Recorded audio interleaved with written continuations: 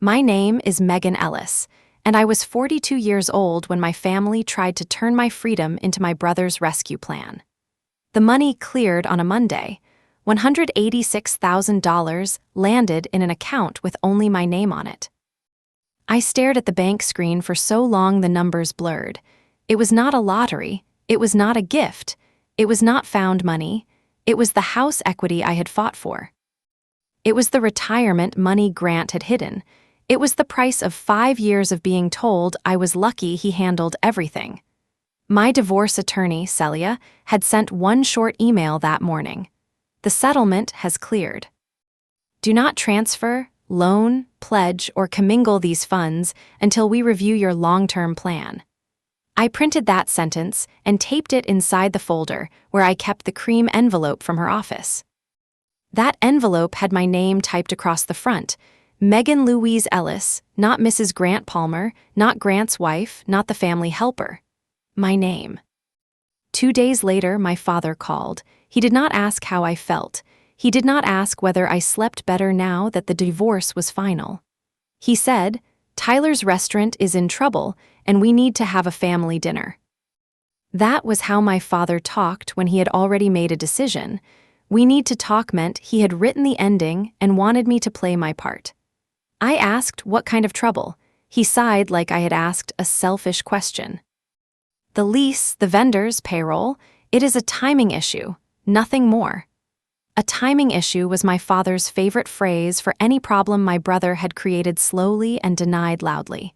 Then he added, "And Grant will be there." I thought I had misheard him. My hand went cold around the phone. My ex-husband? Megan, this family needs peace, not old grudges. Old grudges, that was what my father called the marriage I had just escaped. Not control, not lies. Not hidden debt, not the joint account Grant emptied the week I moved out. A grudge.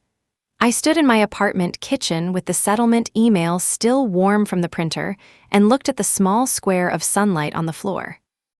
For the first time in years, that apartment was quiet because nobody was angry behind me. No one was asking why the grocery receipt was $12 higher than last week. No one was laughing at my office job. No one was telling me I would be helpless without him. I told my father I would not attend any dinner with Grant. He said, "Then you are choosing bitterness over family."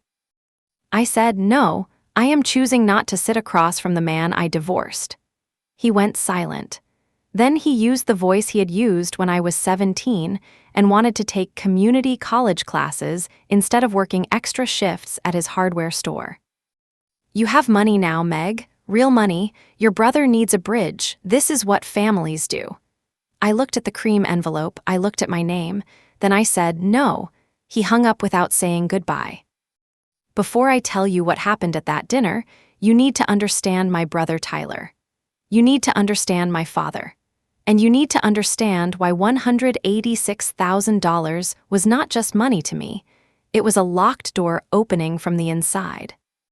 I grew up in Brookhaven, Missouri, in a brick ranch house with a flagpole in the front yard, and a garage that smelled like motor oil, sawdust, and wet cardboard.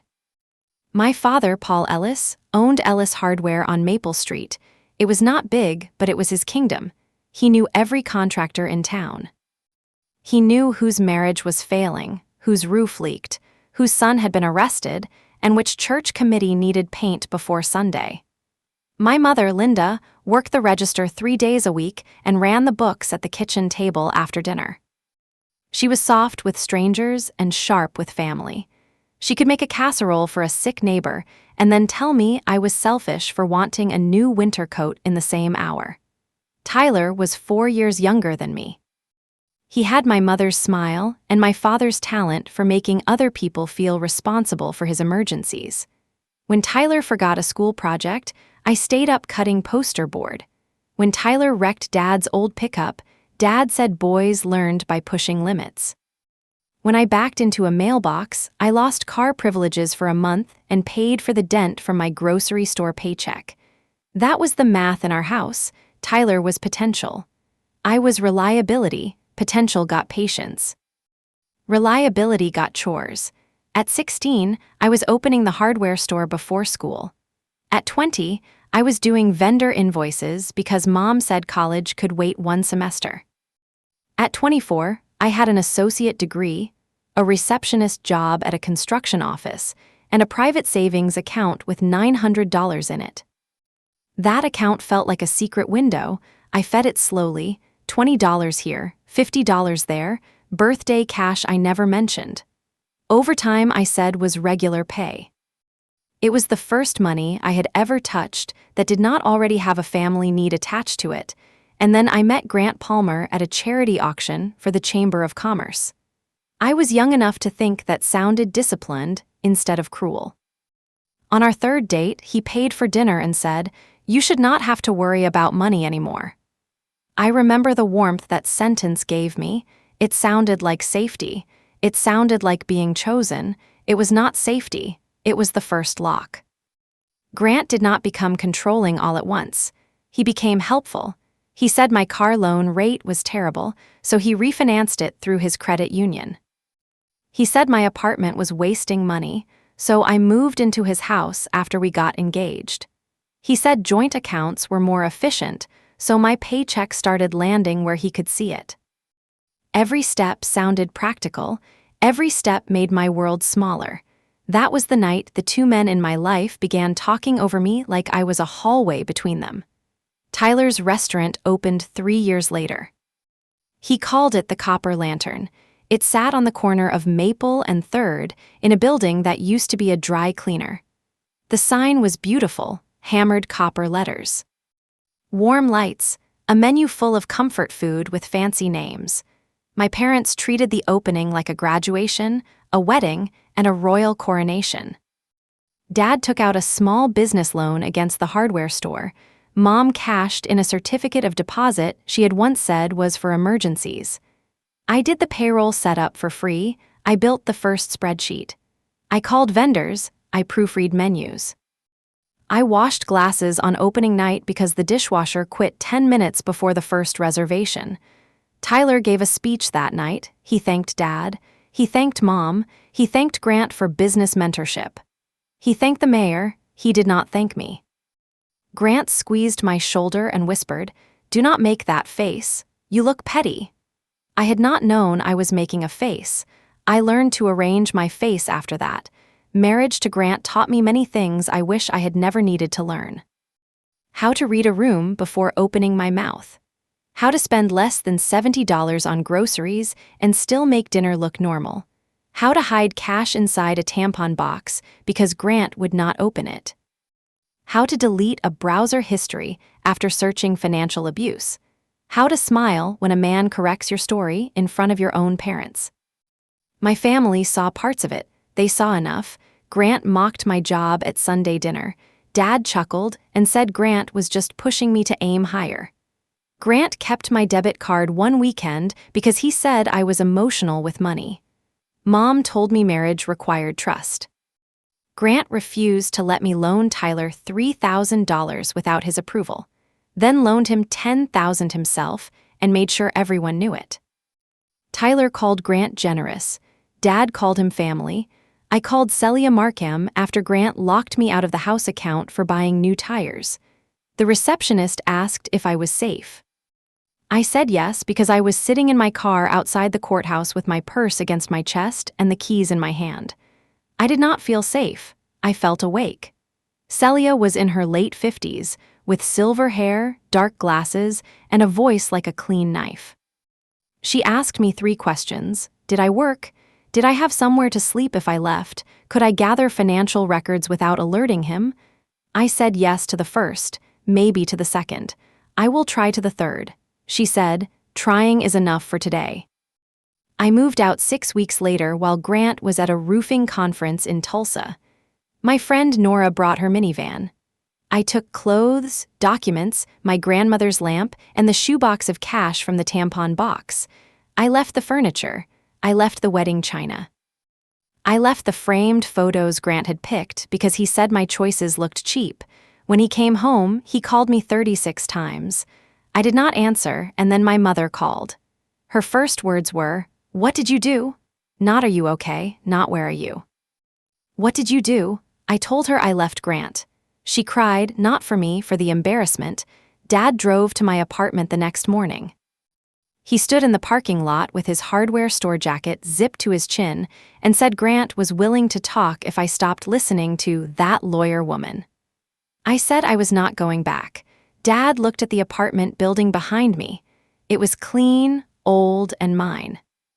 He said, "You are 42 years old and starting over like a college kid." I said, "That is still better than going back." He shook his head like I had failed an exam he had written before I was born. The divorce took 14 months. Grant delayed everything. He claimed I had abandoned the house. He claimed his company had cash flow problems. He claimed the retirement account had always been separate. Celia found the transfers. She found the hidden account. She found the email where Grant told his accountant to keep Megan blind until the quarter closes. That phrase became a small stone in my pocket. Keep Megan blind. I carried it into mediation. Grant wore a blue tie and looked wounded. He told the mediator he had only tried to protect me from stress. Celia slid the email across the table. The room went quiet. Grant stopped looking wounded. The settlement came 3 weeks later. $186,000, enough to pay legal fees, enough to build an emergency fund. Enough for a down payment on a little condo, maybe. Enough to prove that I had not imagined the cage just because some of the bars were polished. My family knew the settlement was coming because Grant told Tyler. Tyler told Dad. Dad told Mom. Nobody asked me whether that was a violation. They asked what I planned to do with all that money. I told them I planned to breathe. Mom said, "Breathing does not keep Tyler's doors open." The copper lantern had been struggling for years by then. At first, everyone blamed the economy, and then the road work, and then a bad review. Then young people not understanding real food, and then supply costs, and then the new sports bar across town. The blame changed every season. Tyler did not.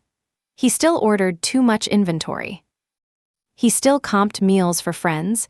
He still hired people he liked and fired people who corrected him. He still treated taxes like a rumor. Dad kept covering shortfalls. Mom kept telling church friends that Tyler was 1 good month away from turning the corner. Grant kept dropping by for lunch, even after I left him. That should have told me something. I did not want to know. After Dad hung up on me, I did what Celia had taught me. I wrote down the date. I wrote down the time. I wrote down the exact words I remembered, and then I put the note in the cream envelope folder. I had not planned to become a woman who kept records of her own family. I had planned to become a woman who did not need records anymore. But freedom made me careful. That Friday, Tyler texted, "Hey Meg, Dad said you overreacted. Dinner Sunday at 6, private room, we can fix everything." I stared at the words, fix everything. Everything did not mean my marriage. Everything did not mean the years my parents had treated my pain like a scheduling conflict. Everything meant Tyler's restaurant. I did not reply. A second text came 10 minutes later. Grant is only coming because he understands business. Do not make it weird. Do not make it weird. I laughed once. It came out like a cough. I sent the screenshots to Celia. She replied within 6 minutes, "Do not attend if Grant will be there. Do not sign anything. Do not discuss settlement funds. If you choose to meet family, choose a public place and bring a witness." Then Nora called because I had sent her the same screenshots. Nora and I worked together at Whitcomb Builders. She handled permits. I handled office operations. She had known me before Grant, during Grant, and after Grant. She had a way of saying my name that made me sit up straighter. "Megan," she said, "they are not inviting him to dinner. They are inviting your leash."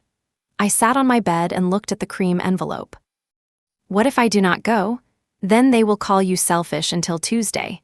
What if I go? Then they will put paper in front of you.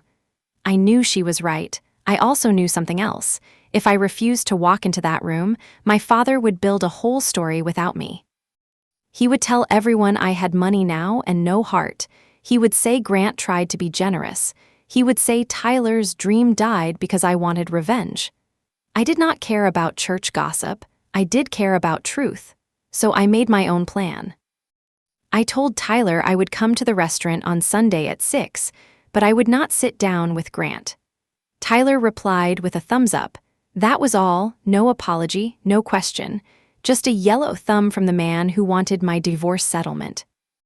On Saturday, I skipped the gossip and searched public records. I found a notice of default on the lease, a vendor judgment, and a filing against kitchen equipment. Together, it looked like a roof sagging before collapse. And then I found something that made me lean closer. A new limited liability company had been registered 3 days earlier. Lantern Renewal Group, organizer, Grant Palmer, registered agent, Grant's company attorney, purpose, restaurant management, and hospitality investment. I read the words 3 times, Lantern Renewal Group. Not Tyler, not Dad. Grant. My ex-husband had created a company to invest in my brother's failing restaurant 2 days after my settlement cleared. That was not peace, that was architecture. I printed the filing and placed it in the cream folder, and then I did something I had avoided for months. I opened the old shared email account Grant and I had used for household bills. I had changed my passwords long ago, but that address still received stray vendor messages from the divorce. At the top sat an unread email from Grant's attorney, copied to Tyler. Subject line, proposed family investment term sheet. My breath shortened. Maybe it was a mistake. Maybe Grant's attorney had used the old address by accident. Maybe I was not supposed to see it, but my name was in the opening paragraph. The proposed arrangement depended on my contribution. $150,000 from Megan Ellis, $40,000 from Lantern Renewal Group. Short-term repayment from future restaurant revenue. Personal guarantee by Megan Ellis and Tyler Ellis. Consulting oversight by Grant Palmer for 12 months. Non-disparagement clause between Megan Ellis and Grant Palmer. I stopped reading at personal guarantee, and then I forced myself to continue. There it was. If the restaurant missed repayment, Grant's company could acquire a controlling interest. If I signed, my settlement became collateral. If Tyler failed, Grant would own most of the restaurant. If I objected publicly, I would violate a non-disparagement clause. It was so clean I almost admired the ugliness. Grant was not buying a restaurant, he was buying proximity, he was buying a reason to call me, a reason to email me, a reason to review books with me, a reason to say, "This is business, Megan, do not be emotional." And my family had opened the door. I forwarded the email to Celia, and then I sat at my tiny kitchen table until the light changed outside. For 14 months, I had fought to get my name away from Grant's paperwork. Now my father wanted me to put it back because Tyler could not pay his vendors. Celia called me herself that evening. No receptionist, no email. Her voice was calm, which made me more nervous. "Do not go tomorrow. I think I need to. Then you need to go as if you are walking into a deposition. I am not signing anything. You are not discussing terms. You are not accepting documents as legitimate. You are not letting Grant separate you from anyone, and you are recording if Missouri law allows it." I knew she had checked before saying it. She continued. "Bring the filings, bring the email, bring my letter." "What letter?" "The one I am writing now." It arrived at 8:32 that night. Celia's letter was 1 page. It said I had no intention of investing in the Copper Lantern, Lantern Renewal Group, or any related entity. It said my divorce settlement funds were separate property. It said any attempt to pressure me into a joint business arrangement with Grant Palmer after the divorce would be documented. It said all future legal or financial proposals must go through counsel. I printed 3 copies, one for Dad, one for Tyler, one for Grant. Then I put them in the cream folder next to the settlement email and the term sheet. On Sunday, I dressed carefully, not for beauty. For steadiness, black pants, gray sweater, flat shoes, hair pinned back, no jewelry Grant had bought, no necklace from Mom. I wore the small silver watch I had purchased for myself the week my first paycheck went into my own account again. Nora offered to come with me. I almost said yes, and then I said no. This was not because I wanted to be brave. It was because my family needed to see me without anyone to blame. No lawyer woman, no bitter friend. No outside influence, just me. At 5:48, I parked behind the restaurant. The back lot smelled like fryer oil and rain. I could see the kitchen through the rear window. One cook moved slowly near the prep table. The hostess stand was empty. Sunday dinner used to be packed. Now the dining room glowed for nobody. I walked in through the front door. The little bell above it rang. Tyler looked up from the bar. He smiled too wide. "Meg!" He came around with his arms open. I stepped back before he could hug me. His smile twitched. "You look good." "Where is Grant?" Tyler glanced toward the private room. "He is just here to talk." I said I would not sit down with him. Dad appeared from the hallway. He wore his good navy jacket, the one he used for bank meetings and funerals. "Megan, enough. We are all adults." Mom stood behind him with her purse clutched in both hands. She looked tired, not sorry, tired, and then Grant stepped out of the private room. Same polished shoes, same expensive watch. Same careful expression, warm enough for witnesses and cold enough for me. "Megan," he said. He used my name like he still had a key to it. I felt my body react before my mind did. Shoulders tight, jaw locked, hands wanting to fold in front of me, the old posture. I forced my arms to rest at my sides. "No," I said. One word, the room went still. Grant blinked, Dad frowned, Tyler laughed under his breath like I was making a scene already. I took the cream folder from my bag. "I will say this once. I am not having dinner with my ex-husband. I am not investing in this restaurant. I am not signing a guarantee. I am not entering any business relationship with Grant." Mom's face changed, not surprise. Recognition. She knew about the guarantee. That hurt more than I expected. Dad said, "You have not even heard us out." I read the term sheet. Tyler's mouth opened. Grant's eyes moved once, quick and sharp, toward Tyler. There it was, the first crack. Dad said, "What term sheet?" This time Mom looked at Dad, Tyler looked at the floor. Grant smiled. "It was a preliminary draft. Copied to Tyler," I said, "and accidentally sent to an email account I still receive." Grant's smile thinned. Mom whispered, "Megan, this is not the place." I looked around the empty dining room. "The restaurant you want me to save is not the place." Tyler stepped forward. "Can we just sit down like normal people?" Normal people do not invite a woman's ex-husband to help spend her divorce settlement. His face flushed. "It is not like that." "Then explain it." He looked at Dad. Dad looked at Grant. Grant looked at me. No one looked innocent. That was when I realized the dinner was not a conversation. It was a formation. Dad was supposed to press family. Mom was supposed to press guilt. Tyler was supposed to press urgency. Grant was supposed to press business. And I was supposed to fold. For most of my life, that would have worked. Not because I was weak, because they had trained me to confuse exhaustion with agreement. Dad recovered first. "Fine, you read a draft, then you know this is a good offer." I almost laughed. "For whom?" "For everyone." "No, it is good for Tyler because he gets money. It is good for Grant because he gets a controlling path into the restaurant. It is good for you because you stop covering shortfalls. It is bad for me because I risk the money that got me away from him." Dad's jaw tightened.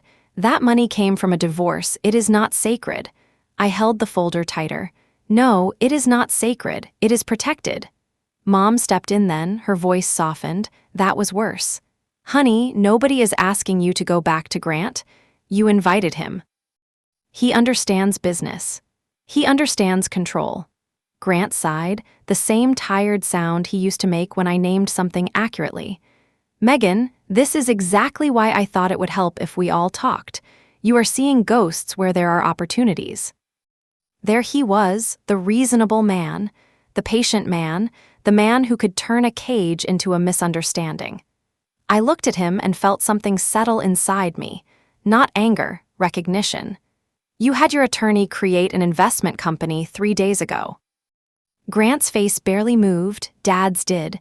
Tyler whispered, "What?" I pulled the filing from the folder. Lantern Renewal Group, organized by Grant Palmer, 3 days after my settlement cleared. Mom's hand went to her throat. She had not known that part. Good.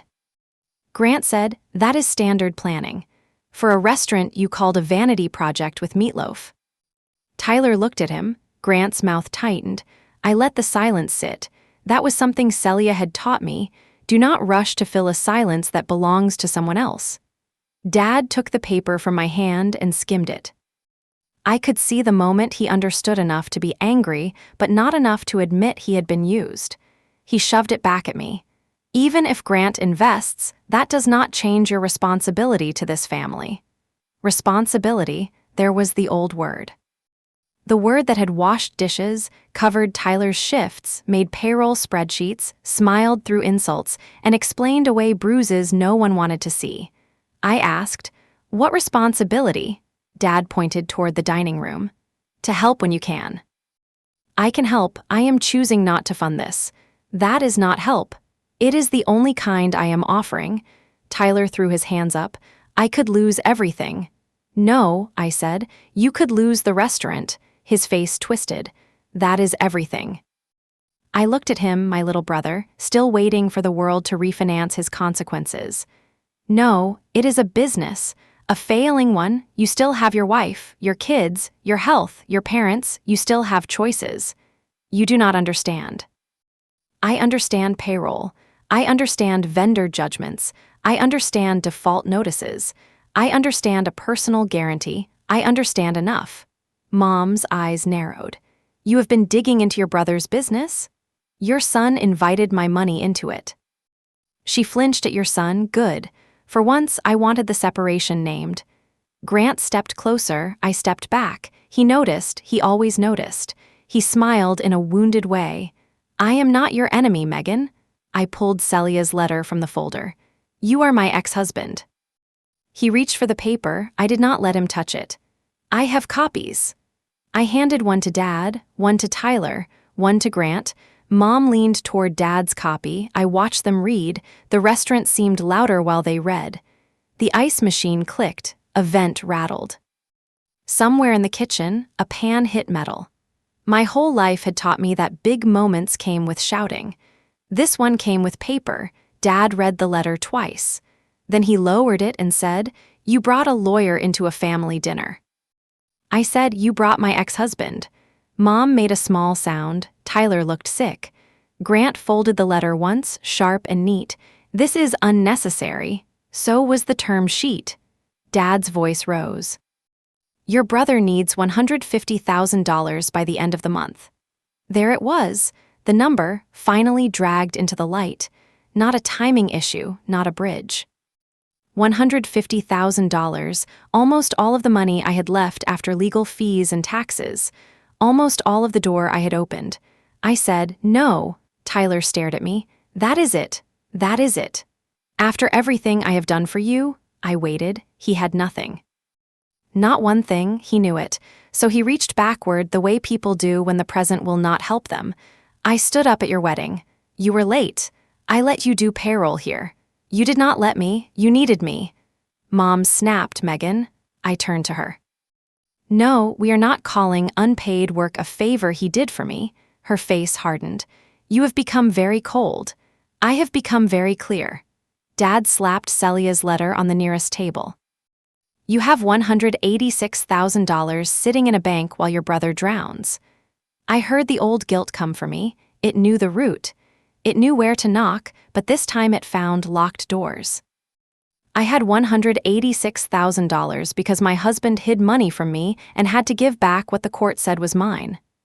Dad looked away first. Mom did not. She said, "Grant made mistakes. So did you." The air changed. That was the sentence. The one under all the casseroles, sighs, and family meetings. Grant made mistakes. So did you. I looked at my mother and understood that she would never need the full truth because the smaller version served her better. If my marriage was complicated, then she did not fail me. If Grant merely made mistakes, then inviting him was not betrayal. If I had made mistakes too, then my settlement was not freedom. It was extra, and extra could be shared. My voice was quiet when I answered.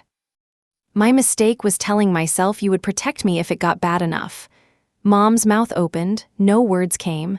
Grant shifted. Dad said, "Do not talk to your mother like that." I looked at him. "You came to my apartment after I left Grant and asked me to go back. I asked you to talk.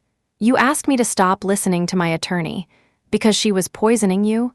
No, she was documenting what you refused to see." Tyler rubbed his face. "Can we please get back to the restaurant?" That almost broke me, not in sadness. In disbelief. We were standing in the wreckage of my marriage, and Tyler still wanted to discuss the menu fire. I turned to him. "You want the restaurant back in the center? Fine, here is the center.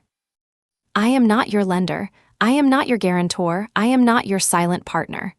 I am not your emergency exit. You can negotiate with your landlord. You can sell equipment. You can close. You can take a job. You can do many things adults do. You cannot use my divorce money to keep pretending nothing has to change." His eyes filled. Tyler cried easily when consequences arrived. Dad moved toward him like I had struck him. Mom whispered, "He has children. So do many people with bills. That is cruel." "No, it is true." Grant said my name again, softly, the way he used to before explaining why my feelings were bad math. "Megan." I turned toward him. He held up Celia's letter. "You are escalating. There is no need." I reached into the folder and took out the term sheet. There was a non-disparagement clause. He went still. I read it aloud. Not the legal language, just the plain part. "No party shall make negative statements regarding Grant Palmer, Palmer Roofing, or related business interests." Dad frowned. "What does that have to do with the restaurant?"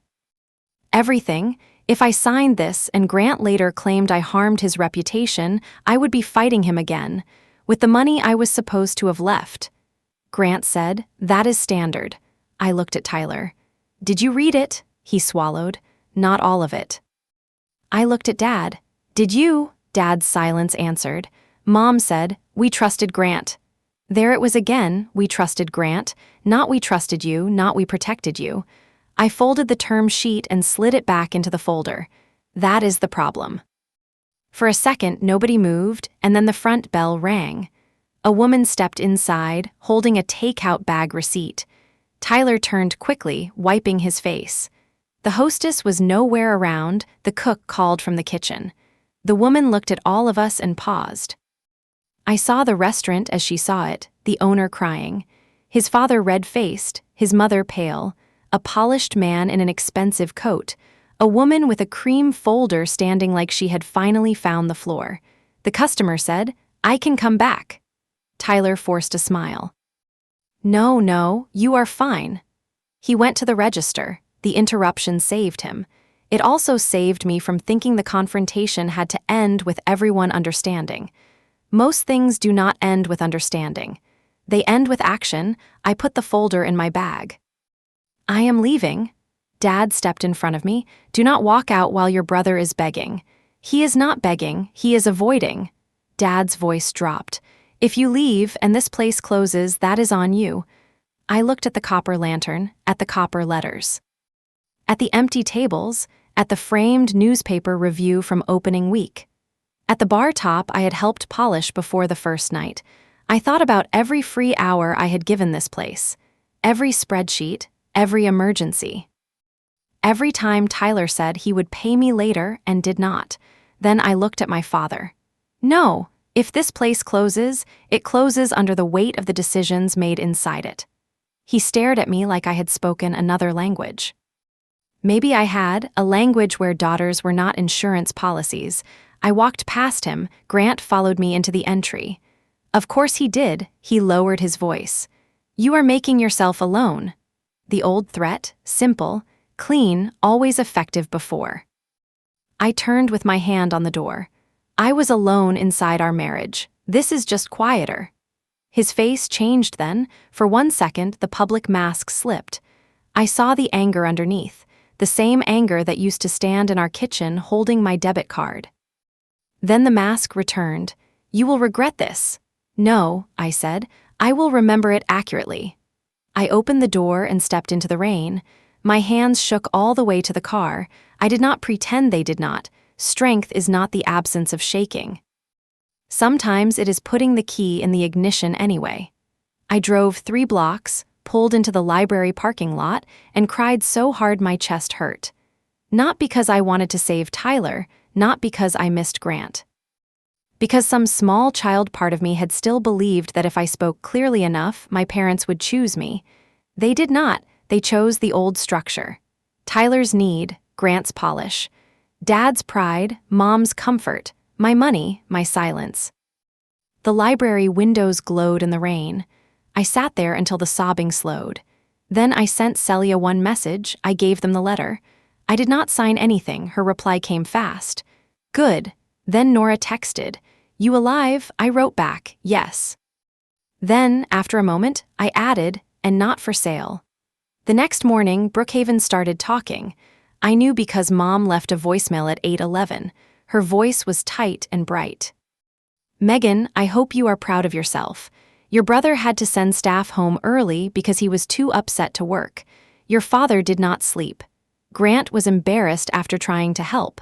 This is not who you are." I saved it, not because I wanted a file against her. Because I wanted a record for the day I forgot.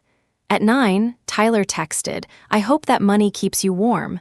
At 9:32, Dad texted, "You made your point. Now call me." At 10:15, Grant emailed my work address. "Megan, I am concerned about your emotional reaction last night. Despite our history, I remain willing to participate in a constructive solution for your family." I forwarded it to Celia without answering. She replied with one sentence, "He is creating a record." So I created one too. At lunch, I wrote my own email. Not emotional, not long. Celia reviewed it before I sent it. Dad, Mom, Tyler, and Grant were copied.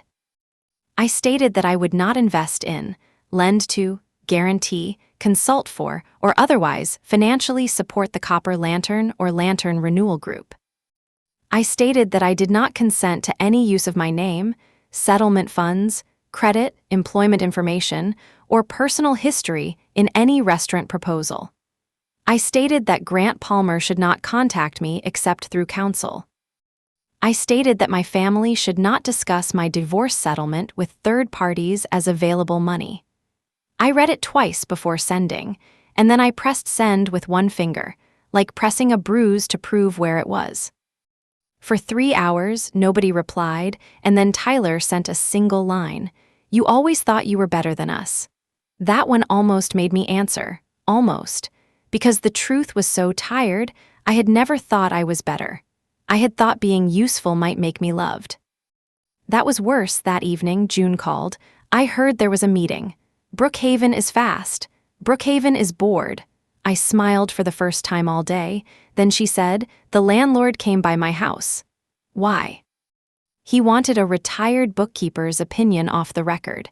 Tyler asked for another extension, mentioned a family investor who backed out. I closed my eyes. Of course he did. I told the landlord to ask for written proof of funds before believing any rescue story. "Thank you, Megan, honey, you do not have to thank people for not letting your name be used." I leaned against my kitchen counter. The apartment was quiet. Again, the quiet felt new. What happens now? With the restaurant? Yes.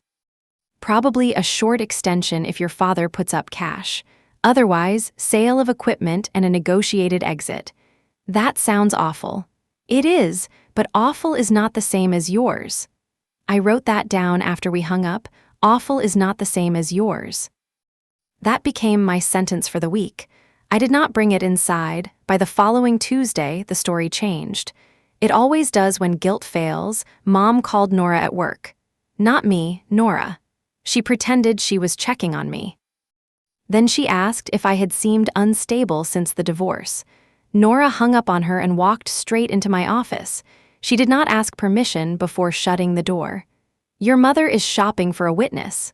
My stomach dropped. What did she say? That you are not yourself. That Grant is worried.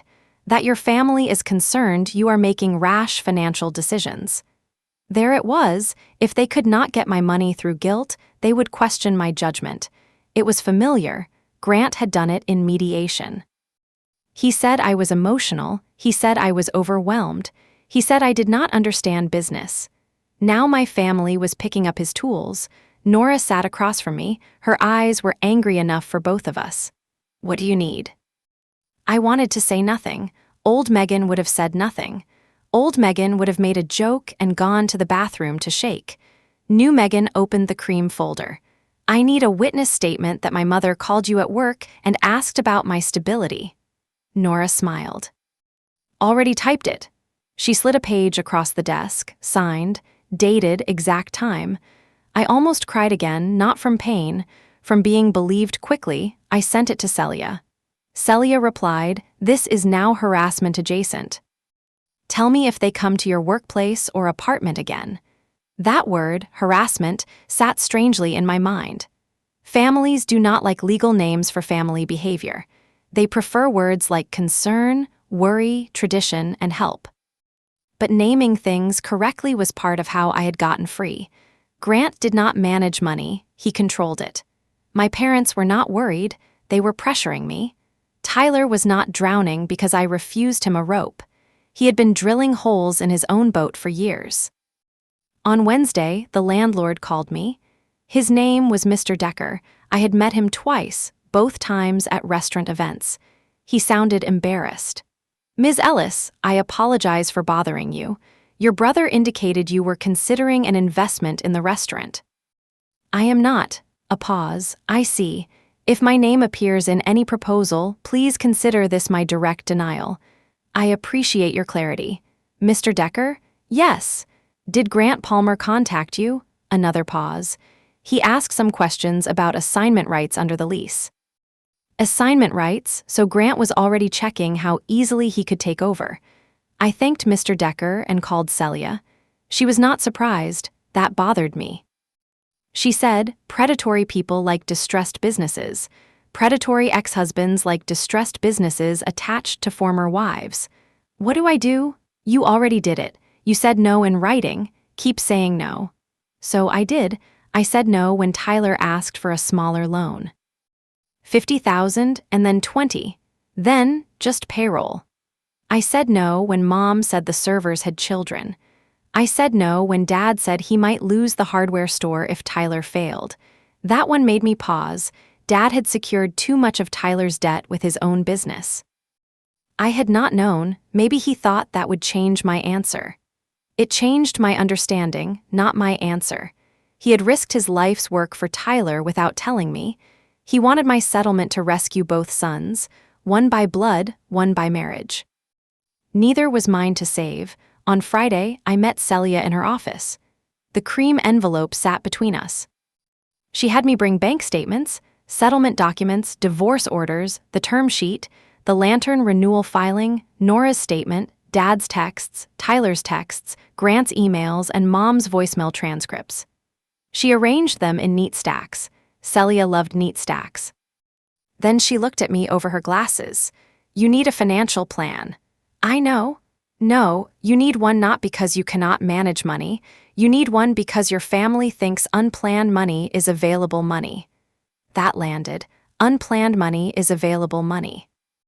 In my family, that had always been true. If I had a Saturday free, Tyler needed help. If I had a paycheck, Mom needed groceries for a church event. If I had a car, Dad needed something delivered. If I had emotional space, Grant filled it with his needs. A blank spot in my life had always been treated like a vacancy sign. Celia referred me to a financial planner named Ellis Huang. Elise wore sneakers with her suit and asked me what I wanted my money to do. No one had ever asked me that. They asked what I would pay. What I would cover, what I would sacrifice. Elise asked what I wanted. I said the first thing that came to mind. "I want to sleep." She nodded as if that were a standard financial objective. "Good, sleep has numbers." We built them, 6 months of living expenses in a high-yield savings account. Debt payoff, retirement catch-up, a future down payment, legal reserve, a small account called Joy because Elise insisted money should not only protect me from disaster. I put $2,000 in Joy and cried in the parking lot afterward. Not because it was a lot, because nobody else had a claim on it. Casey saw the term sheet 2 days later after Celia sent a copy through proper channels. She called me shaking and asked for June's number, not for money. That was the first honest request anyone connected to the restaurant had made. I knew what that felt like. The next 2 weeks were ugly. Tyler tried to convince Casey that I had poisoned her. Dad tried to convince the landlord that family money was still possible. Mom tried to get me to meet her alone at a coffee shop. Grant's attorney replied to Celia and claimed the investment proposal had been exploratory. Celia replied with fewer words and more force. Nobody asked a permit to forgive a roofing company because they shared a childhood. At home, I kept building my plan with Elise. Each account had a purpose, each dollar had a job. I paid Celia in full, I paid off my car. I put emergency money where no one could see it. I started the down payment fund, I kept the Joy account. I bought one thing from it the first month, a blue ceramic mug from a local art fair. $34, Grant would have called it wasteful. Mom would have said I had mugs already. Dad would have asked why I was buying pottery while Tyler struggled. I bought it anyway. Every morning, I drank coffee from that mug and felt the small, stubborn pleasure of not explaining. By the end of the month, the copper lantern had a notice taped to the door. Closed for restructuring, the town had opinions. Some said Tyler was unlucky, some said the landlord was greedy. Some said divorce changes people. That one came from Mom's church friend, so I knew where it started. The actual story was less dramatic. Casey refused to sign any additional debt. Dad refused to put up the hardware store again after Celia's letter made him realize Grant might be circling the lease. The landlord refused another extension without proof of funds. Grant withdrew his exploratory interest once I would not sign, and Casey started asking questions. Tyler had no rescue left, so the restaurant closed. Not forever, he insisted, for now. For now is a beautiful phrase when you cannot say finished. I got in and drove away before he could answer. The next week, Dad came to my office. He did not make it past reception. Mr. Whitcomb met him in the lobby. I watched through the glass wall as my father gestured toward my office. Mr. Whitcomb shook his head. Dad's face reddened. Mr. Whitcomb pointed toward the door. The whole exchange lasted less than a minute. Then Dad left. Mr. Whitcomb came back and set a wrapped peppermint on my desk. "What was that for?" I asked. "For not going out there." I laughed and then I cried. He pretended not to notice and left the peppermint beside my keyboard. That evening, I called Dad, not because he deserved it, because I wanted my boundary spoken where he could hear it. He answered on the first ring. "Megan. You came to my workplace. I needed to see you. No, you wanted access after I said no." He exhaled hard. "Everything is access with you now." "Yes." That surprised him into silence. I continued. "My home is access. My job is access. My money is access. My phone is access. My peace is access. You do not get any of it without permission anymore." He said nothing. I heard the television in the background. A game show, Mom moving dishes in the kitchen. The ordinary sounds of a house that had shaped me and still refused to see me. Finally, Dad said, "Tyler is staying with us." "Okay." Casey took the kids to her sister, S. "I am sorry the kids are going through that. If you had helped, they would be home." There it was again, the hook. Smaller now, rusty, I did not bite. If Tyler had been honest, they might be home. Dad made a sound of disgust. "You always have an answer." "No, I finally have my own." I ended the call. My hands did not shake that time. The legal letters went out the next morning. Celia sent one to Grant's attorney, one to my parents, one to Tyler, one to the landlord, just to confirm no use of my name or funds. They were not dramatic. They were not threats. They were clean doors with locks. Grant stopped emailing. Tyler stopped texting. Mom sent one card, a real card with a watercolor flower on the front. Inside, she wrote, "I hope someday you choose family over pride." No apology, no acknowledgement. No question about whether I was safe. I scanned it for my records, and then I threw the card away. A month after the restaurant closed, Casey called again. She had filed for legal separation. She and the kids were staying with her sister. Tyler had taken a manager job at a chain steakhouse near the interstate. He hated it, she said. He also came home tired and with a paycheck that did not require anyone else's signature. That sounded like a start. Dad sold his fishing boat to settle one vendor debt he had personally guaranteed. He loved that boat. For 2 summers after he bought it, he had told everyone he was finally going to slow down. He never did. Now the boat was gone because he had kept trying to buy Tyler more time. Mom stopped mentioning the copper lantern at church. She started saying Tyler was exploring opportunities. Brookhaven understood that phrase. Grant bought into a storage facility outside Springfield 3 months later.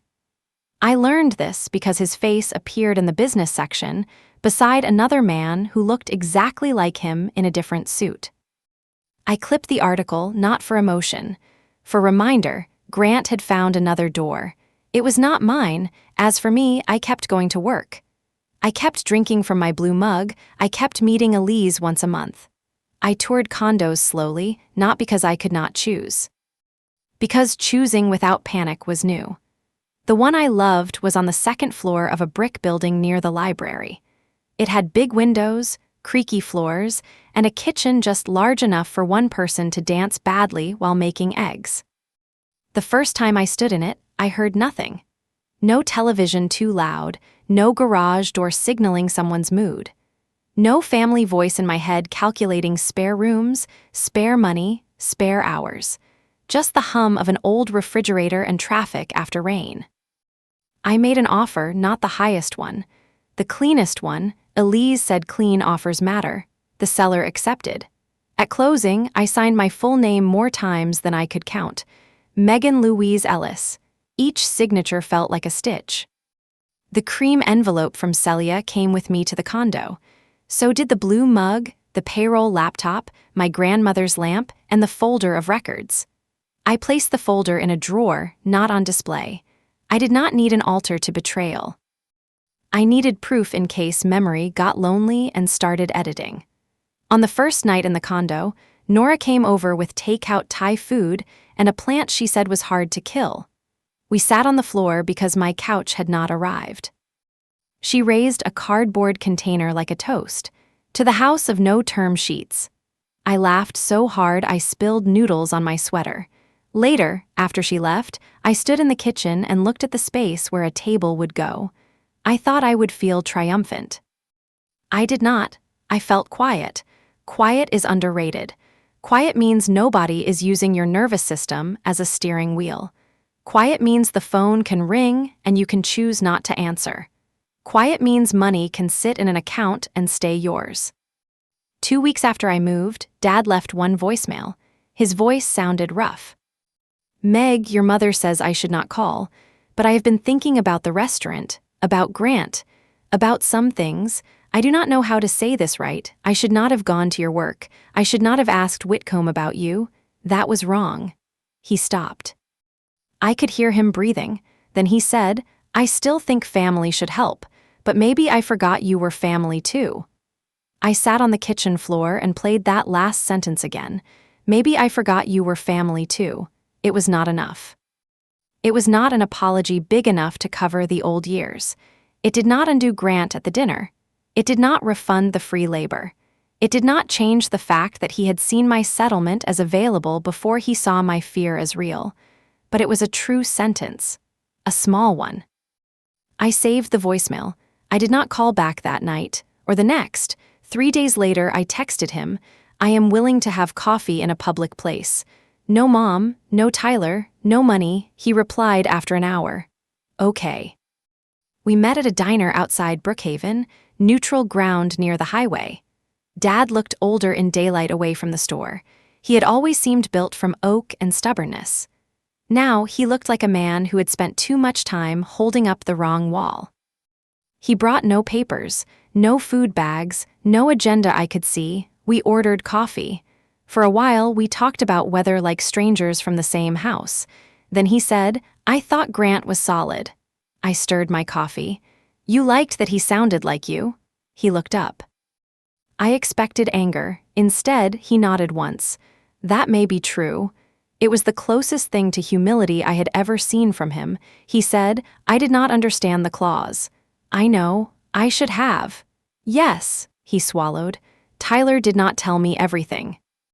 "That is between you and Tyler." His mouth tightened, but he accepted it. Then he said, "I am sorry I brought Grant."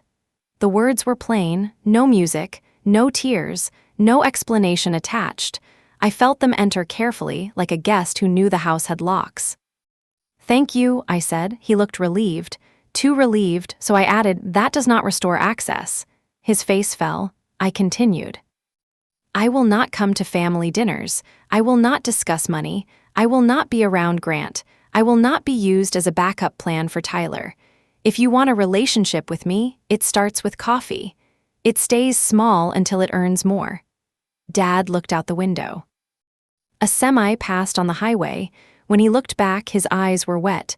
"I do not know how to do that." "I know," he gave a sad laugh. "You always did know how to make a list." "Yes. Maybe write me one." So I did. On a napkin, because life is strange and sometimes boundaries start beside a ketchup bottle. No money talk. No Grant. No Tyler's emergencies. No calls to my work. No visits without asking. No telling Mom private information unless I say so. Dad read it slowly. Then he folded the napkin and put it in his jacket pocket. That was not a happy ending. It was a first appointment. There is a difference. Mom did not like it. Of course she did not. 2 days later, she sent a long text about forgiveness. She said families should not have contracts. She said my boundaries made love feel cold. She said she missed the daughter who used to understand duty. I answered one sentence. Duty without respect is just a prettier word for use.